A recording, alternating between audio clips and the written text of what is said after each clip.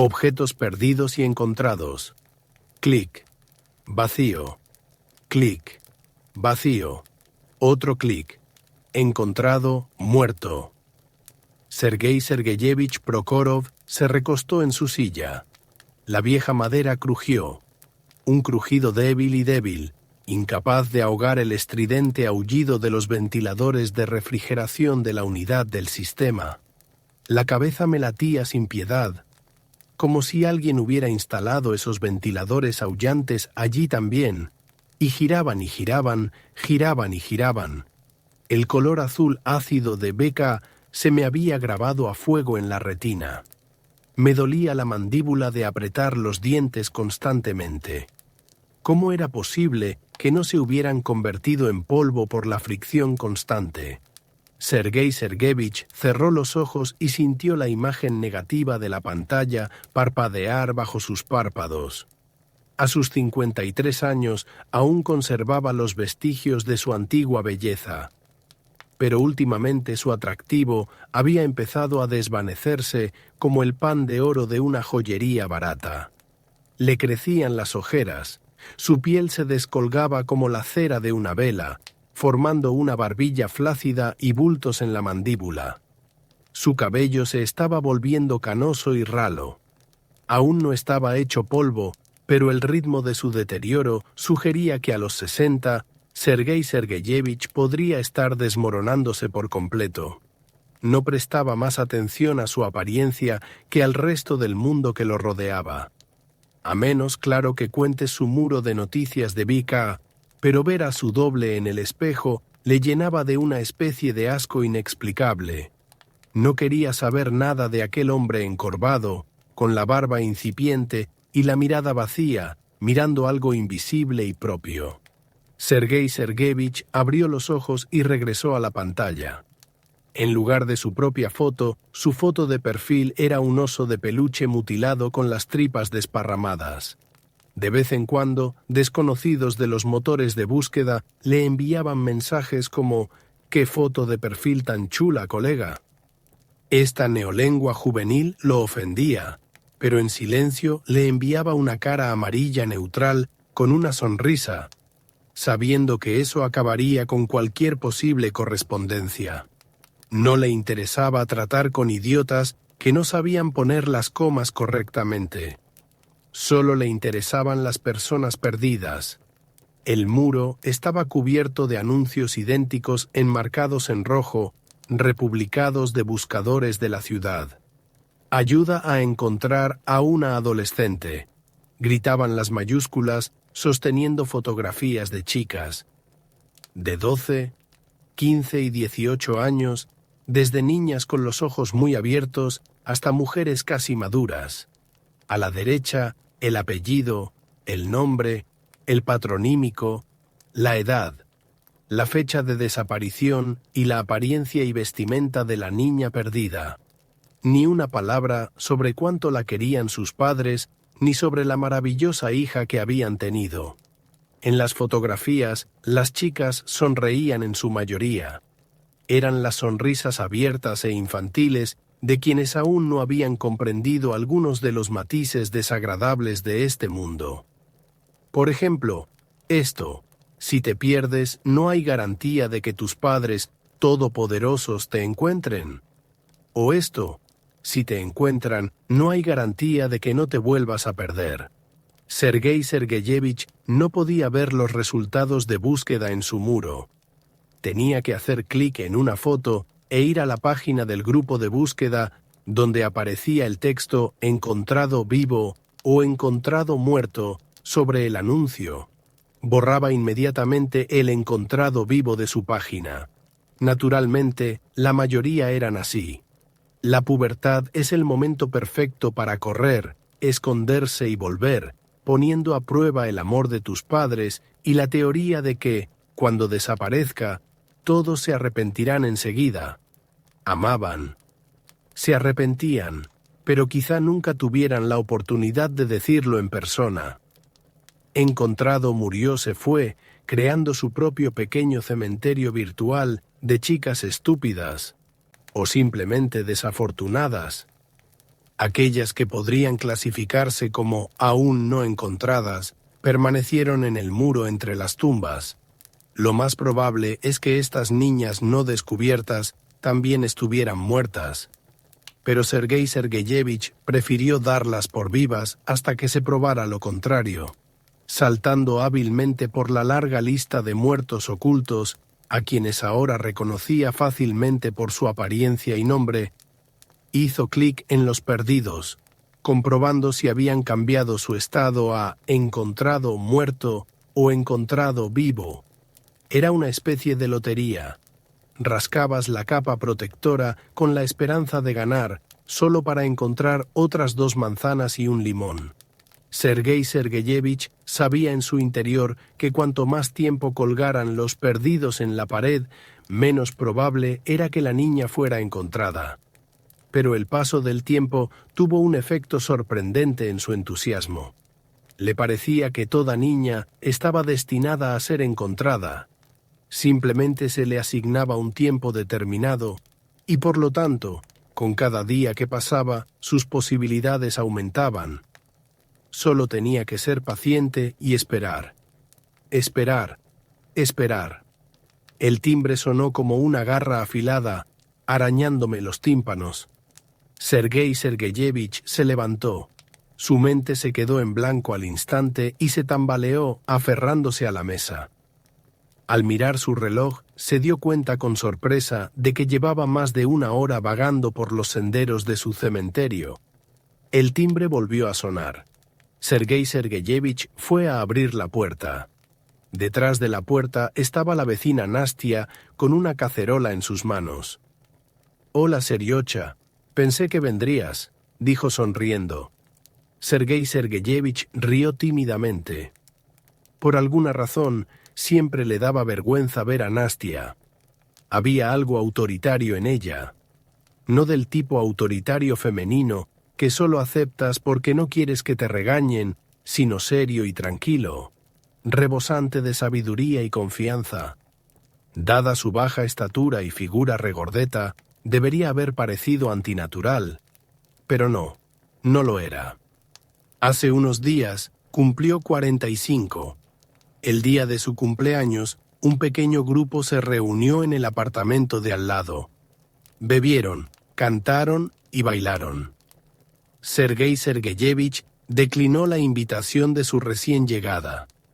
No le gustaba mucho la gente, pero a la noche siguiente, Nastia fue a verlo con 2 botellas de vino georgiano y algo de comer.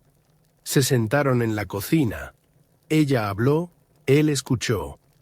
Luego, tras una pausa incómoda, en la que se palpaba el deseo de Nastia de decir algo, se marchó. Sergei Sergeyevich regresó a la mesa de la cocina, sacó un poco de coñac del refrigerador y empezó a reflexionar sobre por qué no podía aceptar su oferta tácita. ¿Por qué Nastia nunca se había quedado con él?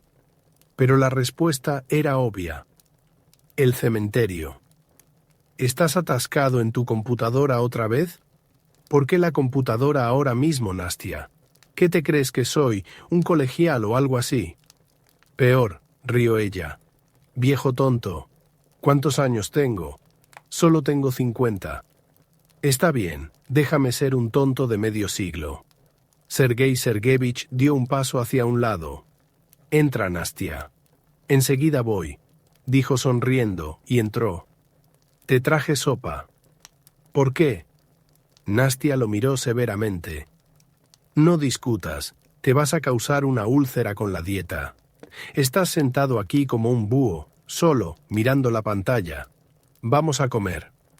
Se sentaron y sorbieron la sopa en silencio. Él manejaba la cuchara con fuerza. Nastia tenía razón. Comía principalmente comida chatarra, sin molestarse en cocinar.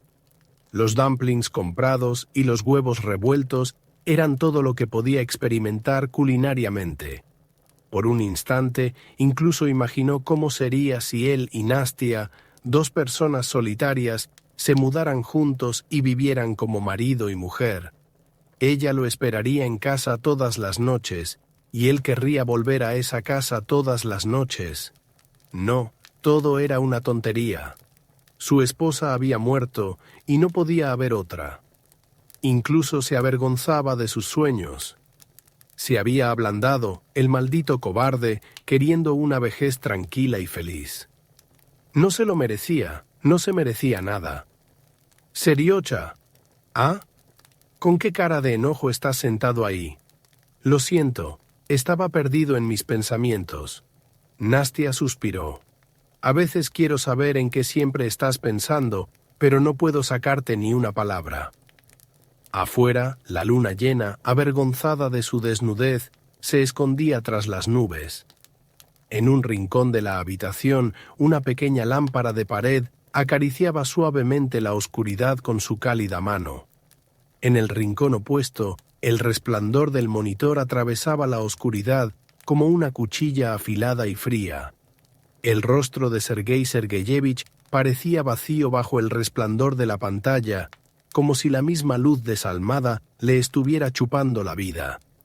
Sergei Sergeyevich se obligó a soltar el ratón. Llevaba media hora abriendo las cajas de objetos perdidos una y otra vez, intentando averiguar si se habían convertido en ataúdes. Las abrió y cerró una segunda vez, una tercera, hasta que los marcos rojos le nublaron la vista. Era hora de acostarse. Se levantó y sin lavarse ni desvestirse, se desplomó en la cama. Antes de quedarse dormido, pensó que a Nastia no le gustaría. Se movió a través del cementerio, abriéndose paso por senderos estrechos, apretado a ambos lados por vallas de diferentes colores, y estudió las lápidas. Sokolova Elena Viktorovna, a la izquierda, Novgorodtseva Tatiana Andreyevna, a la derecha. No había fechas de nacimiento ni de fallecimiento. Debajo de la imagen y el nombre tallados en el granito había inscripciones idénticas. Ayuda a encontrar a un adolescente. Más allá de las vallas, los ataúdes yacían sobre taburetes. En lugar de tumbas cavadas, había hierba espesa. Abrió una de las puertas y se acercó a un ataúd. Extendió la mano y luego la retiró. Temía ver un ataúd vacío. Un esqueleto o un cadáver putrefacto y apestoso podría estar dentro, pero no este vacío. No soportaba la visión de la odiada caja vacía que debería contener al perdido que había encontrado, pero que nunca apareció. De repente extendió la mano y cerró la tapa de golpe. Esta salió volando con una facilidad antinaturalmente plástica. Gritó y cerró los ojos con fuerza, esperando despertar. La abrió. El sueño no lo había abandonado. Dentro, sobre las tablas desnudas, descubiertas y sin tratar, yacía una hoja de papel cuadriculado doblada. Con mano temblorosa la desdobló. Encontrado, muerto. Estaba escrito con una letra descuidada, de colegial. Exhaló. Bien. Salió y se dirigió a la siguiente tumba. Quitó la tapa y sacó la hoja. Lo mismo. Se animó un poco. La fortuna estaba de su lado, y tal vez podría encontrar la tumba correcta. Pasando de un ataúd a otro, se adentró en el cementerio. Docenas de rostros familiares, pobres perdidos que finalmente habían sido encontrados.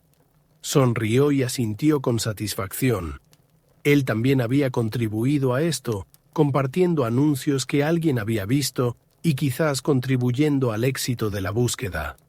La sonrisa se desvaneció levemente. No, no tenía ni un solo amigo, eso lo recordaba con seguridad. No necesitaba amigos. Los amigos se pierden, como esos niños desafortunados, así que era mejor no tenerlos. Igual que una familia, igual que los niños. Quien no tiene nada nunca experimentará la pérdida. La sonrisa desapareció por completo de su rostro cuando se acercó a la siguiente tumba. Prokhorov Sergei Sergeyevich. Y debajo, ayuda a encontrar a esta persona. Con dedos entumecidos tocó la brillante tapicería de satén, sintiendo las ásperas tablas debajo, como si estuviera casi llegando a la amarga verdad, hábilmente cubierta por una hermosa mentira. Empujó suavemente la tapa. No se movió. La imitación de plástico de los ataúdes anteriores había sido sustituida por una tapa de madera auténtica. Empujó con más fuerza, y aún más fuerte. El ataúd yacía inmóvil sobre los taburetes, una pesada piedra. Se apoyó en la tapa y empujó con todas sus fuerzas. Con un crujido, como de huesos rotos, se abrió y cayó al suelo con un sonido húmedo y chapoteante. Miró hacia abajo, esperando ver una página blanca de cuaderno, pero dentro estaba vacío. Solo tablas toscamente labradas y bien ajustadas. Nadie había encontrado jamás el objeto perdido de Sergei Sergeyevich Prokhorov. Corrió a la siguiente tumba, pero allí estaba su nombre de nuevo y un ataúd vacío. Y en la siguiente, y en la siguiente. 3 días después, Nastia se quedó. Por un rato, la cabeza ebria de Sergei Sergeyevich dio vueltas con pensamientos de traición, autoflagelación y la imposibilidad de vivir una vida normal, pero bajo la avalancha de besos desesperados y con aroma a vino de Nastia, estos pensamientos obstinados se hundieron. Tumbado en la cama, sintiendo el agradable peso del cuerpo de una mujer sobre su brazo derecho, Sergei Sergeyevich saboreaba el vacío en su cabeza. No necesitaba pensamientos felices. Eran tonterías, inventadas para quienes aún no se han deslumbrado con el mundo real. La verdadera felicidad residía en la ausencia del enjambre furioso de pensamientos desagradables. ¿Y si? ¿Quizás aún no esté todo perdido? Después de todo, aún hay una oportunidad. Se quedó dormido feliz de que los perdidos lo habían dejado solo al menos por un ratito. Fueron encontrados. Ella fue encontrada. Ella fue encontrada. A las 3:30 de la mañana, Sergei Sergeyevich abrió los ojos. Con cuidado, para no despertar a Nastia, retiró la mano de debajo de su cabeza. Ella murmuró algo en sueños y se dio la vuelta. Corrió al ordenador. Apretó el ratón. La pantalla, tras interminables segundos, se iluminó. Abriendo su página de VK, Sergei Sergeyevich empezó a girar la rueda frenéticamente, bajando cada vez más en su lista de perdidos. Retrocedió días, semanas, meses, temblando de vergüenza. Más y más abajo, pasando junto a las tumbas virtuales de los encontrados y los ataúdes vacíos de los aún por descubrir. El final de la lista apareció de repente, como si Sergei Sergeyevich hubiera caído al fondo de un pozo seco. El primer anuncio de esta lista, el que desató esta obsesión, Prokhorova Svetlana Sergeyevna. Ayuda a encontrar un adolescente. El 10 de noviembre de 2015, ella salió de casa. Rasgos distintivos, complexión delgada, altura 165 centímetros, cabello corto castaño claro, ojos azul grisáceo. Llevaba una bufanda Burdeos, una chaqueta negra, leggings azul oscuro y botas UGG azul oscuro. Su hija lo miró desde la fotografía. Su sonrisa de labios finos en su rostro delgado parecía un poco triste. No estaba acostumbrada a sonreír abiertamente en ese momento. Su mirada era distante. Tenía una pequeña cicatriz en la barbilla. Debajo había una nota que lo hacía estremecer cada vez. Rasgos distintivos. Cicatriz en el mentón, 5 meses de embarazo. Hizo clic en el anuncio. Lo llevó a la página del grupo de búsqueda. Nada. Nunca la encontraron. Sergei Sergeyevich apoyó la cabeza en la mesa y sollozó apenas audiblemente. Se sentía un traidor. No debería haber conservado a Nastia. No debería haber formado una nueva familia. No debería haber traicionado a su hija. Levantó la cabeza y se giró hacia la ventana. Por un instante creyó que lo observaban. Pero no. Era solo un osito de peluche, parcialmente oculto por una cortina de tul grasienta. El polvo acumulado le daba un aspecto grisáceo. Algodones sucios sobresalían de su vientre desgarrado. Le regaló este osito de peluche a la pequeña Svetula Svistula cuando tenía unos 10 años. 2 días antes, su hija se había golpeado contra el manillar mientras montaba en bicicleta. El impacto le había arrancado 4 muelas inferiores. El dolor pasó más rápido que el terror de saber que nada crecería en su lugar. Sergei Sergeyevich hizo todo lo posible por entretener a la niña, pero fue el osito de peluche el que lo consiguió. Su despiadada y malvada esposa refunfuñó y maldijo, diciendo que estaba harta de todos esos montones de peluches que solo traían polvo y ácaros, pero a Sergei Sergeyevich no le importó. Su esposa siempre gritaba, y la alegría de su hija era demasiado intensa como para privarla de ese momento. Entonces las cosas empezaron a ir mal. Su esposa empezó a beber más. Sergei Sergeyevich intentó razonar, regañar y amenazar, pero solo le dio una excusa para ahogar sus nervios de punta. Svetulia pasó de ser una niña dulce a una adolescente nerviosa y todo empeoró. Sergei Sergeyevich sentía que el volante se le escapaba de las manos y que su vida se estaba volviendo completamente ingobernable. Esto lo estaba agotando. Cuando Svetula cumplió 14 años, el coche voló por un acantilado. Sveta regresó a casa pálida y silenciosa. Se encerró en su habitación y salió solo media hora después. Sergei Sergeyevich estaba sentado frente al televisor, terminando las noticias de las 11. Su esposa estaba en algún lugar de la cocina, y él ni siquiera quería saber qué hacía allí. «Da a ap», dijo ella arrastrando las palabras. «Sí, Silvato, ¿qué pasó?» Por un instante le pareció que volvía a tener 10 años. Incluso sintió una especie de alegría tonta. Allí estaba su hijita acudiendo a su padre con sus problemas de infancia.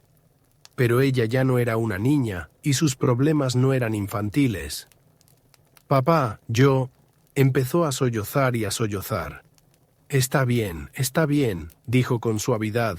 «Cuéntame qué pasó. Lo solucionaremos, te lo prometo». «Estoy embarazada», susurró apenas audiblemente, pero a Sergei Sergeyevich le pareció que el sonido era insoportablemente fuerte. Incluso se le taparon los oídos y comenzó a dolerle la cabeza. «¿Tú... qué?» Al parecer, el sonido de su voz era completamente diferente de lo que su hija esperaba. Saltó y corrió a su habitación llorando. «¿De qué haces tanto ruido?», preguntó su esposa saliendo de la cocina. «No te metas», dijo Sergei Sergeyevich apretando los dientes, y ella decidió seguir su consejo. A partir de ese momento, la vida en la casa se volvió insoportable. La madre les gritaba a su hija y a él. La hija les gritaba a su madre y a él. Y él les gritaba a ambas. Quería tener una conversación de hombre a hombre con su novio. Ese maricón de 18 años que había aprendido a meterle la polla a menores, pero no a asumir la responsabilidad de sus actos. Sergei Sergeyevich tenía miedo de lo que pudiera hacerle, así que se obligó a posponer la reunión, esperando a que su rabia se calmara un poco. Pero cada día veía la barriga redonda de su hija y la ira lo invadía de nuevo. Y entonces desaparecieron. Sveta y ese idiota, cuyo nombre Sergei Sergeyevich ni siquiera conocía. Publicó anuncios por todas partes, llamó a hospitales y morgues, recorrió el bosque con voluntarios. No sirvió de nada. Su silbato no estaba por ningún lado. La hija dejó todas sus cosas atrás. Fue como si hubieran decidido escaparse mientras paseaban por el parque de la ciudad y simplemente se hubieran ido. Tonto, infantil, como si hubieran tenido la intención de volver. Pero por alguna razón nunca lo hicieron. Sergei Sergeyevich continuó esperando, tratando de no perder la esperanza, pero cuanto más larga era la lista de perdidos en su página, más desesperada y amarga se volvía su esperanza. Su esposa decidió no esperar. Un año y medio después, tomó un atajo, se apresuró a llegar al final de su vida y murió, ahogándose en su propio vómito. Sergei Sergeyevich no se entristeció. La enterró y siguió esperando a su hija. Se acercó al alféizar de la ventana y cogió el osito de peluche. Tenía ojos negros como botones, nariz azul y manchas en las patas que parecían estilizadas. Teddy, recordó, su nombre era Teddy. Entonces todas las chicas se enamoraron de ellos. Costaban mucho más que los osos normales, pero la publicidad agresiva convenció a todas las chicas del pueblo de que el camino a la felicidad eterna comenzaba con la adquisición de un oso de peluche. No recordaba la última vez que lo había tocado. Por alguna razón le tenía miedo. Le traía malos recuerdos, un recordatorio de una pérdida. Pero también temía tirarlo. Después de todo, su silbato podría volver. Sí, se había fugado con su imbécil, pero en algún momento seguramente querría volver y perdonar a su padre desobediente. Y él, Sergei Sergeyevich, la estaría esperando. Incluso estaría dispuesto a aceptar a su prometido y... Él frunció el ceño. A menos que estén muertos. Una idea estúpida y equivocada. Si dos adolescentes desaparecieron, significa que simplemente huyeron, porque se sintieron incomprendidos, ofendidos. Sergei Sergeyevich asintió, tranquilizándose. Sosteniendo a Teddy en la mano izquierda, pasó los dedos de la derecha sobre el algodón que sobresalía de la panza del juguete. Recordó cómo, durante una de sus muchas discusiones, su hija lo había apuñalado con un cuchillo de cocina. «Son unos idiotas», gritó Sveta, tapándose el vientre con la mano como si protegiera al feto. Consideró coser la herida del oso para que estuviera sano cuando su hija regresara. Entonces se dio cuenta de que con su habilidad solo arruinaría el juguete, así que decidió simplemente rellenarlo con el algodón. Empezó a rellenar con cuidado la nube blanca con los dedos índice y medio. De repente, las yemas de sus dedos tocaron algo duro. Sergei Sergeyevich frunció el ceño. No recordaba que el oso tuviera ningún mecanismo. No podía hablar. Con cuidado, Dios no permitiera que destrozara aún más el juguete de su hija. Metió la mano dentro. Sintió un objeto del tamaño de un encendedor, con numerosas curvas y hendiduras. Enredado en el algodón, se resistía a soltarse. Sergei Sergeyevich comenzó a liberar su hallazgo con paciencia. Al tacto, lo que ocultaba la barriga del oso de peluche le resultaba muy familiar. Sus dedos lo recordaban, pero su cerebro se negaba a ubicarlo. Finalmente, sintió que el objeto se despejaba. Le temblaban las manos. ¿Habría metido algo su hija dentro? Quizás era algún tipo de maletín con una nota explicando por qué huía de casa. O quizás una nota acusando a sus padres de crueldad y egoísmo. Lentamente sacó el objeto y se quedó paralizado, mirándolo con desconcierto. Poco a poco, la comprensión de lo que sostenía en su mano derecha comenzó a calar en su cerebro. Respiró temblorosamente. Su mano se aflojó y el hallazgo cayó al suelo con un golpe sordo. Sergei Sergeyevich intentó sentarse, pero sus piernas se doblaron y cayó de rodillas. Sus rótulas crujieron, provocando un dolor que le subía y bajaba por las piernas. Se apoyó en la mano izquierda sin darse cuenta de que estaba aplastando el osito de peluche que apretaba en su puño. Extendió la mano derecha y agarró de nuevo el espeluznante hallazgo. Volviendo la mano con la palma hacia arriba, aflojó los dedos. Un fragmento de mandíbula inferior yacía en la palma de su mano. Un mentón limpio y amarillento, 2 caninos y 4 incisivos estaban expuestos. El hueso de los bordes de la mandíbula estaba astillado, como si hubiera sido cortado con un objeto contundente, un hacha o un martillo. Uno de los incisivos laterales estaba roto. Un destello de metal dentro del diente. Sergei Sergeyevich intentó levantarse, pero no tenía fuerzas. Se sentó sobre el trasero y se pegó a la pared. Ante él se alzaba su silbato, tal como había sido un año antes de que todo se fuera al garete. Esbelta, como un árbol joven, acababa de dar sus primeros frutos y de repente había perdido toda su gordura y curvas infantiles. Había emergido una cualidad más angulosa y femenina que resultaba bastante extraña junto a la expresión aún infantil de su rostro. Sonreía y fruncía el labio inferior con los dedos, donde una nueva dentadura postiza había reemplazado los dientes perdidos. «No me acostumbro», dijo con torpeza, moviendo la mandíbula cómicamente. «Me sigo mordiendo la lengua». Se rió, frotándose la barbilla sin darse cuenta. Aún no se había acostumbrado del todo a la pequeña cicatriz, un legado de esa misma caída, ni al entumecimiento. «Bueno, ahora todos los chicos son tuyos». Satisfecha, Esbeta se sonrojó. Papá». Es broma», dijo, descartando la idea de que su hija algún día crecería y saldría con chicos. Sergei Sergeyevich parpadeó.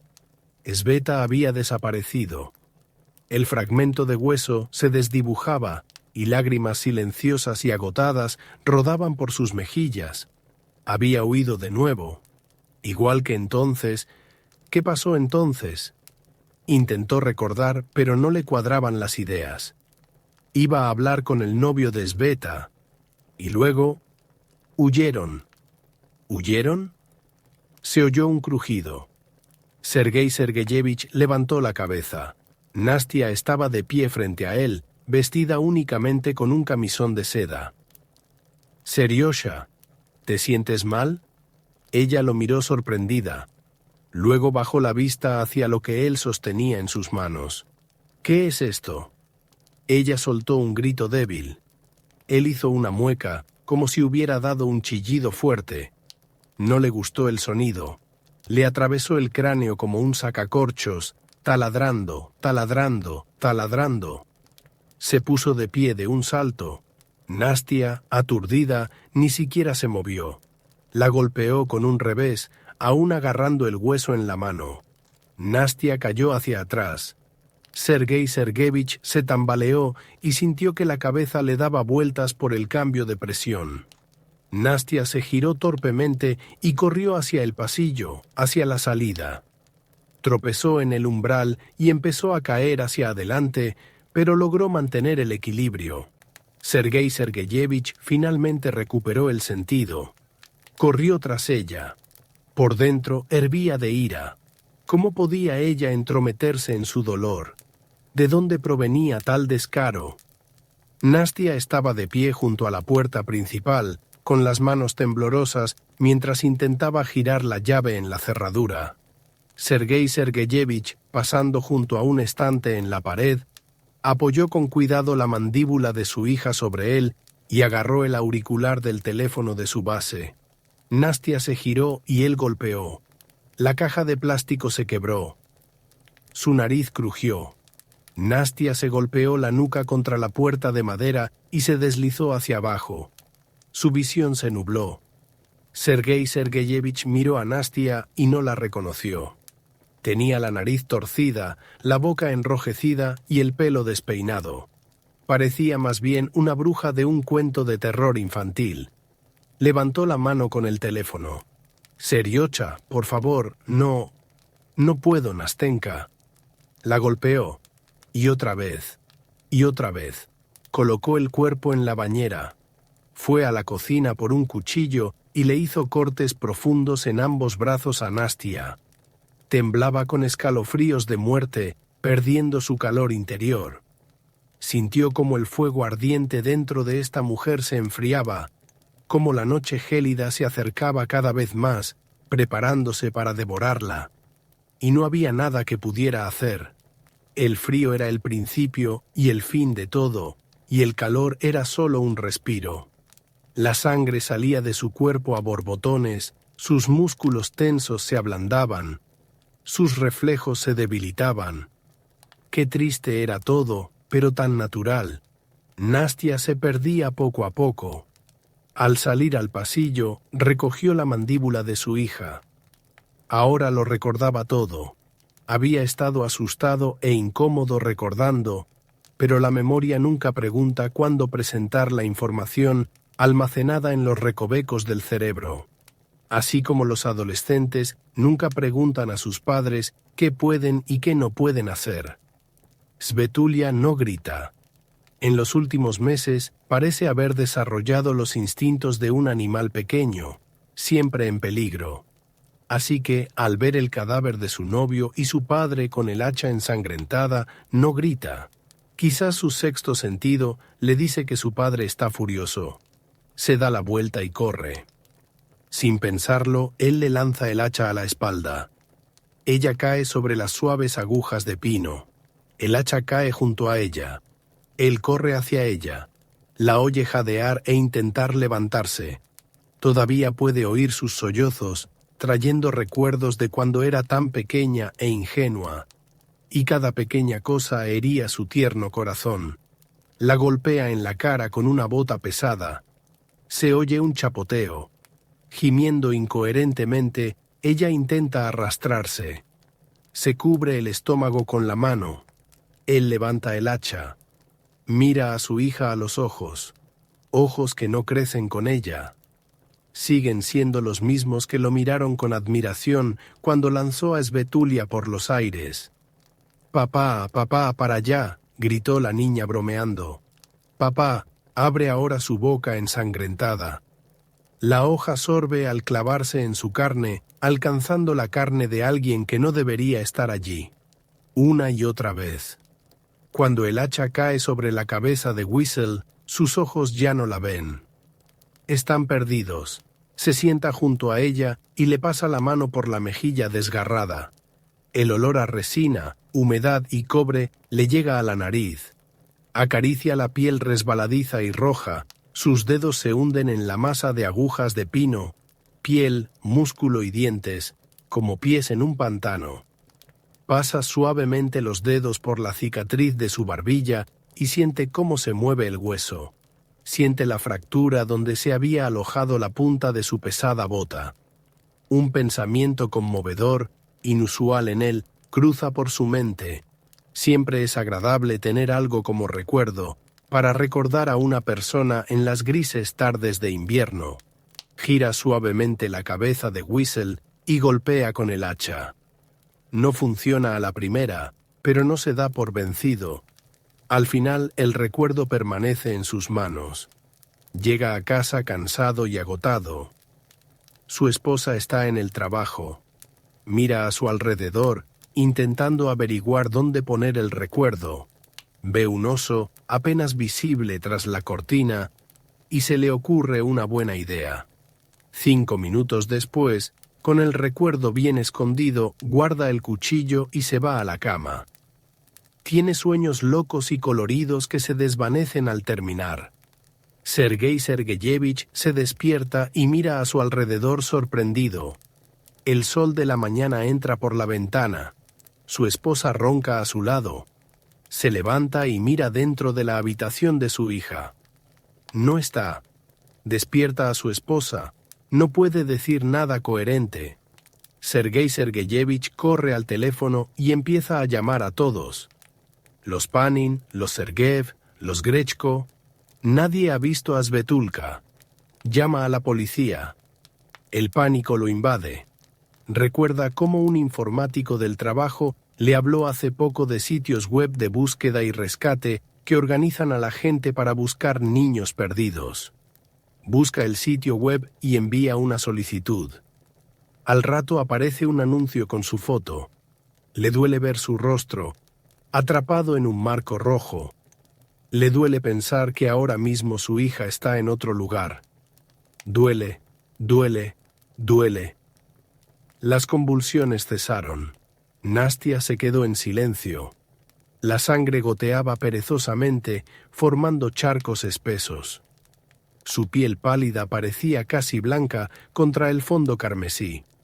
El rubor de esta hermosa mujer se deslizó con renuencia por el desagüe. Abrió la ducha, dejando caer lentamente las gotas rojas. Al terminar, sacó un martillo de debajo de la bañera. El mango estaba cubierto de manchas carmesí, la cabeza arañada y la cuña estaba mal sujeta a la madera. En resumen, era una herramienta de trabajo. Golpeó la mandíbula de Nastia con la punta del martillo, giró la cabeza y volvió a golpear, con precisión y maestría. Ahora el hueso colgaba libremente, sujeto solo por músculo y piel. Tenía un cuchillo para eso. No era para tanto. Media hora después, entró en la cocina, se subió a un taburete y sacó una lata metálica etiquetada como trigo sarraceno del estante superior. Había odiado las gachas de trigo sarraceno desde niño, así que podía usarlas fácilmente para otros fines. Levantó la incómoda tapa con la uña y abrió la caja. Miró dentro y rió entre dientes con preocupación. El espacio se estaba agotando. Tendría que reemplazar el recipiente. Se acercó a la mesa y volcó el frasco. Cayeron una lluvia de mandíbulas. Cada una tenía 4 incisivos y 2 caninos. Había sido tan cuidadoso que no se le había roto ni un solo diente. Aquí hay un recuerdo de Tanya Malova, de 13 años, de un barrio cercano. No se encontró. Y aquí hay uno de Sveta Bolotova, la tocaya de su hija, de 15 años, del centro. No se encontró. Aquí hay uno de Milena Fadeva, Marina Ilyina. Pobres perdidos. Suspiró con tristeza. Esperaba sinceramente que algún día encontraran a estas niñas. Recordó la canción del bebé mamut de los dibujos animados. En este mundo no pasa que se pierdan niños. Al ver los huesos casi rompió a llorar. Sin duda los encontrarían. Y también encontrarían a su Svetulia. Y encontrarían a Nastia. Tras recoger los huesos en un frasco, guardó el recuerdo de Nastia y guardó su joyero. Luego regresó al baño. Aún quedaba trabajo por hacer allí. Sergei Sergeyevich se despertó, fresco y descansado. Sonrió al sol que asomaba por la ventana. Le parecía que ese día estaba destinado a ser un día de buenas noticias.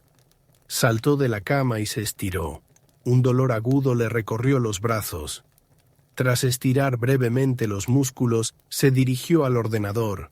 Lo encendió, paseándose impaciente, mientras la antigua máquina, al despertar, bombeaba electricidad a regañadientes por sus venas y arterias de cobre y estaño. Finalmente, tras esperar, abrió su página de VK. Las noticias aparecieron en la pantalla. Mostraba un solo anuncio del sitio web del equipo de búsqueda y rescate. Anastasia Vitalievna Starova ayuda a encontrar a una persona. Desde la foto, su Nastia lo miraba, algo más joven y con el pelo largo. «Dios mío», murmuró Sergei Sergeyevich. Ella había pasado la noche con él hacía 3 días. Incluso pensó que podría haber algo entre ellos.